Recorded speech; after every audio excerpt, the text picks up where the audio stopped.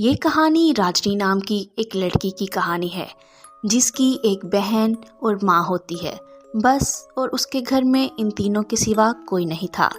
दिसंबर की 21 तारीख 2001 में ये घटना हुई। सर्दियों के दिन थे।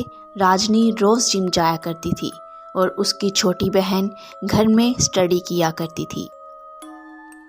एक दिन जिम से निकलकर राजनी ऑटो का वेट करने लगती है। मौसम काफ़ी अच्छा हो रहा होता है। राजनी ऑटो का वेट करते आधा घंटा होता है तो राजनी घर को निकल पड़ती है। पैदल सफ़र तय करते करते राजनी घर से थोड़ा सा दूर फासले पर होती है। राजनी अपनी मस्ती में चल रही होती है कि उसके पाँव के नीचे एक लीमू आ जाता है। राजनी के लिए ये एक नॉर्मल सी बात थी। राजनी चलते ही जाती है कि उसके पीछे एक बूढ़ी औरत दिखाई देती है और वो राजनी को आवाज़ देती है।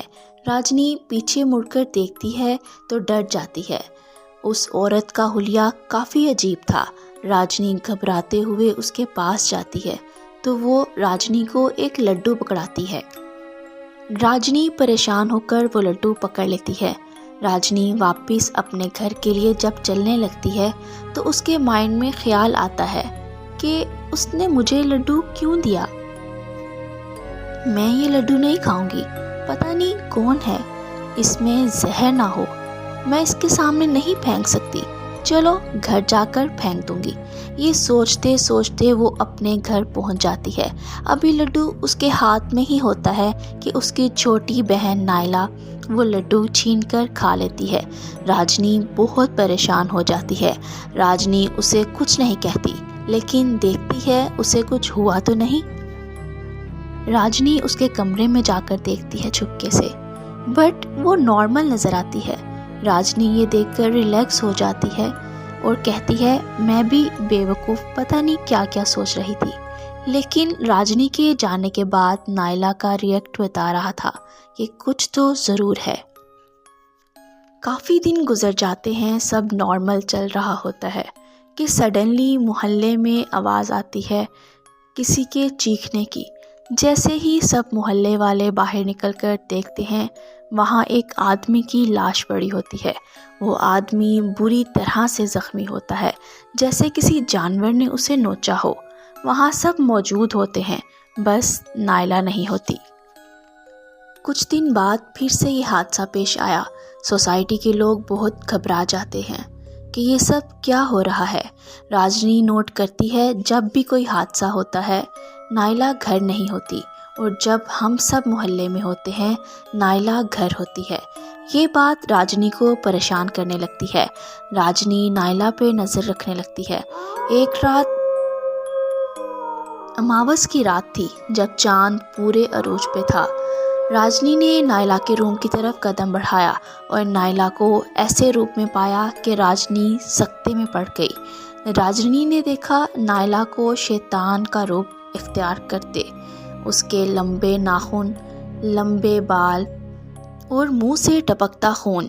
राजनी डरकर अपने कमरे में भाग गई और उस रात एक और कत्ल हो गया। अब राजनी को समझ आने लगा इस कत्ल के पीछे नायला ही है। अगले दिन राजनी एक बाबा को घर में लेके आती है और उसे नायला के रूम में ले जाती है। नायला बाबा को देखकर बेकाबू होने लगती है। बाबा अपने मंत्र पढ़ना शुरू करता है।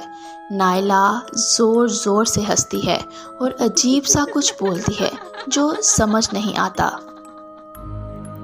बाबा और तेज़ मंत्र पढ़ना शुरू हो जाते हैं कि नायला में से शैतान की आवाज़ें आने लगती हैं और वो कहती है कि मैं किसी को नहीं छोड़ूंगी, सबको मार दूंगी। इतना कहकर वो ज़ोरों से हंसकर नायला के शरीर को छोड़ जाती है। उसके बाद बाबा ने बताया इसने किसी का दिया हुआ कुछ खाया है। राजनी सोचकर बताती है हाँ बाबा, इसने लड्डू खाया था और बाकी सब कहानी भी बताती है। जैसे ही बाबा ने कहानी सुनी, बाबा ने बताया कि वो कोई आम लड्डू नहीं था, वो जादुई शैतानी लड्डू था, जिस वजह से इसके अंदर एक शैतान आ चुका है और वो बहुत ख़तरनाक शैतान है। मेरी सख्तियों से वो इसके शरीर को छोड़ तो गया, लेकिन वो फिर आएगा और बहुत तबाही मचाएगा। ये सुनकर राजनी और उसकी माँ बहुत डर जाती हैं। साथ ही बाबा कहते हैं अब इसका कोई इलाज नहीं, वो बहुत बुरी शक्ति है, किसी भी तरह उसका पीछा नहीं छोड़ेगी। बस फिर उसके बाद राजनी की सोसाइटी में सिर्फ मौतें ही होती नजर आईं और आहिस्ता आहिस्ता वो सब मारे गए। नायला का खुद का अंत भी बहुत बुरा हुआ। उस शैतान ने किसी को भी नहीं छोड़ा। ये थी आज की कहानी। दोस्तों, एनिमेशन वीडियो में बड़ी मेहनत लगती है, इसलिए मेरे खूनी जज़ीरा चैनल को लाइक, शेयर, सब्सक्राइब करें ताकि मुझे आपकी सपोर्ट मिले।